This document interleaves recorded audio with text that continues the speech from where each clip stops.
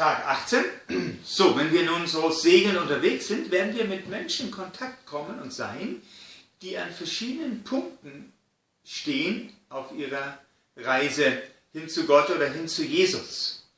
Manche werden zumindest gefühlt wesentlich weiter weg sein, manche werden schon näher dran. Und ein Denkansatz hat uns in diesem Bereich sehr geholfen, nämlich der nennt sich im amerikanischen Centered Sets. Wenn man es auf Gruppen bezieht, ist es, ja, oder auch individuell ist es die Frage, wer oder was steht im Zentrum, nämlich die Frage, auf was bewegt sich ein Mensch zu. Ich erkläre das gleich noch genauer. Der Gegensatz zu diesem Centered Sets Ansatz wäre so ein Bounded Set Ansatz, wo klar definiert ist, wer dazugehört, wer nicht dazugehört. Jetzt auf die christliche Gemeinde bezogen könnte es zum Beispiel sein, Leute, die gewisse Sachen nicht tun, nicht fluchen, nicht rauchen, nicht trinken und so weiter, die gehören dazu. Leute, die das tun, sind draußen. Und ich denke, dass der aus einer missionalen Perspektive, dieser Ansatz, nicht hilfreich ist, weil Menschen, die sich draußen fühlen, werden sich sehr schwer tun, über diese Grenze zu hüpfen, um dann auch Insider zu werden, um drinnen zu sein. Von daher hat sich dieser andere Ansatz Centered Sets als sehr hilfreich erwiesen, weil dann man Leute herausfordern kann, sich auf das Zentrum zuzubewegen, was in unserem Fall Jesus ist, egal wie weit draußen sie sich fühlen. Denn sie können immer Schritte in die richtige Richtung gehen.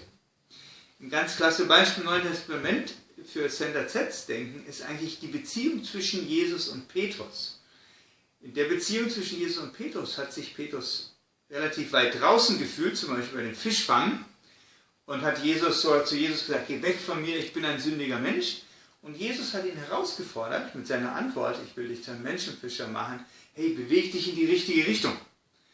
Paulus hat sich bald danach schon, oder etwas später, sagen wir, in seinem Leben, in seiner Nachfolge, dann auch vorübergehend in die falsche Richtung wieder bewegt, nämlich hat Jesus verleugnet, ist von Jesus weggegangen.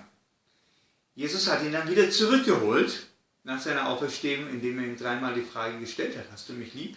Hat ihn damit liebevoll daran erinnert, dass er ihn dreimal verleugnet hatte, aber liebevoll darauf aufmerksam gemacht und hat ihn dann wieder in die richtige Richtung gestupst sozusagen und gesagt, jetzt kümmere dich um meine Schafe.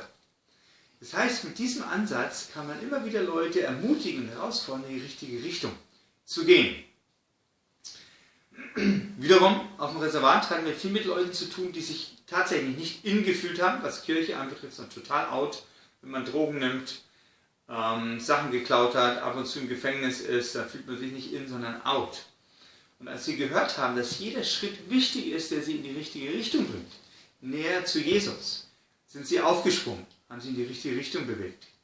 Ich erinnere mich von einem, der sehr darunter gelitten hat, dass er von seiner Rauchsucht nicht loskam und versucht hat, mit Disziplin und allen möglichen Übungen vom Rauchen wegzukommen, und er kam nicht weg.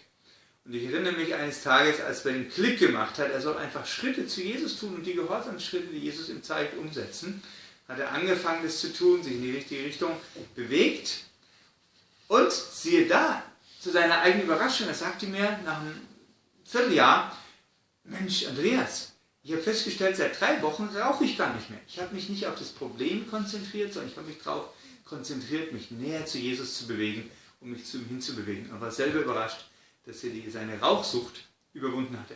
Tolles Beispiel für einen Centered Sets orientierten Ansatz zu leben. Von daher eine Frage an dich heute.